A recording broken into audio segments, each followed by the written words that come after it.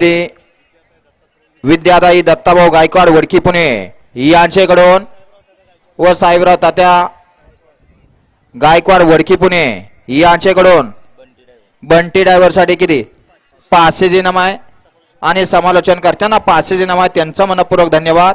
बंटी आपलं बक्षीस तिकडूनच घ्यायचं आहे.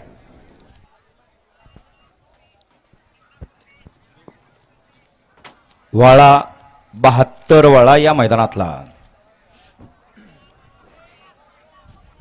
चला घ्या गाड्या लावून घ्या आणि बापूंना सहाय्य करायचंय. एक सुंदर आणि देखणं मैदान म्हणून ज्या मैदानाकडे पाहिलं जातं असं हिंद केसरी जुना बैल पोळा मैदान. 40 वर्षाची परंपरा आणि 41 वर्षात पदार्पण झालेलं हे जुना बैलपोळा माळशिरसकरांचं मैदान. आप्पांच्या मैदानाकडं म्हणून या मैदानाला पाहिलं जातं. असं शिस्तबद्ध मैदान या ठिकाणी संपन्न होत चाललेलं आहे. सकाळपासून 71 गट पळालेत. 104 गटाचं मैदान सुटला.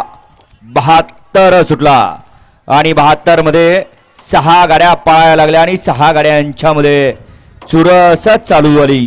कोण होतोय गट क्रमांक 72 मधला बैलगाडी मालक गट विजेता. इकडे अड्याल सुंदर असा साज पळतोय. त्याला पड्याल अतिशय सुंदर अशी गाडी लढत देते. गाडी क्रमांक 72 चा निकाल.